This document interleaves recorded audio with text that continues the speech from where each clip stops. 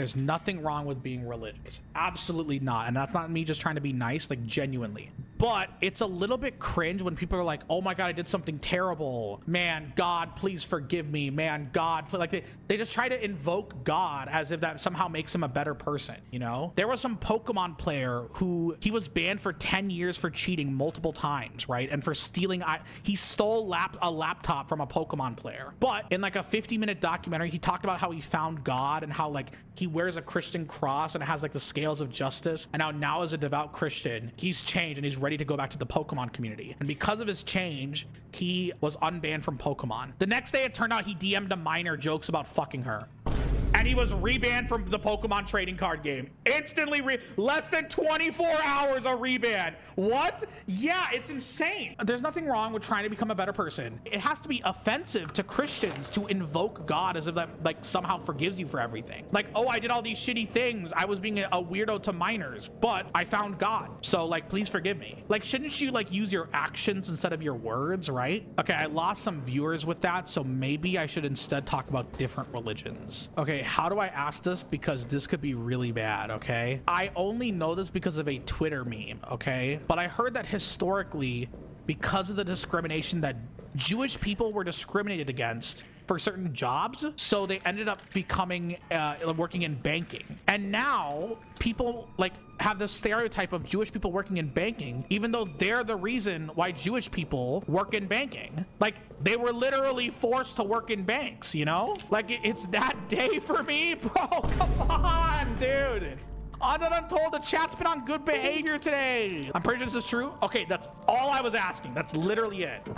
That's crazy though. Like, you set them up for that stereotype. That's your fucking fault, man. If you wanted to work in the bank so badly, you should have fucking done it. The infuriating part is that Christian countries literally monetarily benefited from Jewish people working in banking because Christians had laws that forbade them from doing banking. So Christians banned themselves from working in banking, so they had Jewish people do it instead. Yes. Why would you ban yourself from banking? Don't you want to be near the damn, it just sounds like a skill issue then. It was called usury. Bro, that sounds like they're just mad because bad. Actual skill issue. What the fuck? Hey guys, I just won the lottery, but I'm not gonna let myself touch it. Instead, I'm gonna let all of chat have it, and you guys have to manage it for me, and I'll let you guys take a cut of the profits. Wait, why do you guys have all my money? Like, what the fuck?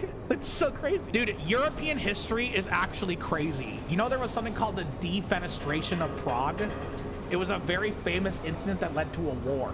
You might be wondering, what is defenestration? It's when you push someone out of a window. They just come up with these fancy words for no good reason. Defenestration of Prague. And it's just like a guy got pushed out of a window and it made a country very mad. Or for example, in Russia, they had Peter the Great. You've probably heard of Peter the Great before. Did you know he added a lot of new taxes in order to fund his government and to build cities like St. Petersburg? One of his taxes was the beard tax. If you had a beard, you had to pay taxes for your beard. Like, it was culturally bad of you to not have a beard. So like, everyone would pay their taxes for a beard. What was more interesting was the soul tax. If you had a soul, you had to pay taxes for your soul. Bro, that guy's fucking genius, dude. I mean, I don't want to give my soul up, man.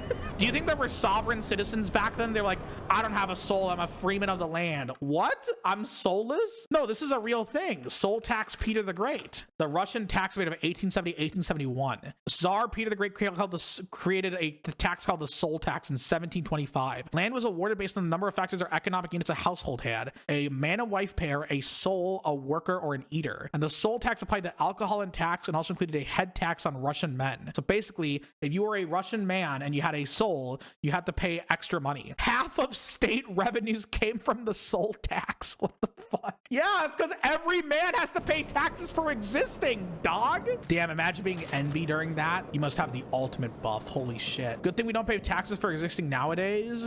I think the real tax is on our mental health, you know? It's really tough having to work a 9 to 5 every day. Or for me, a 9 to 1 a.m. I work every single hour of the day. Says you? I do work hard, Collins Flack. You don't understand, man. Okay, I know you said earlier, like, I hope you have a good vacation. I had to play Pirate Software's game 4 times, okay?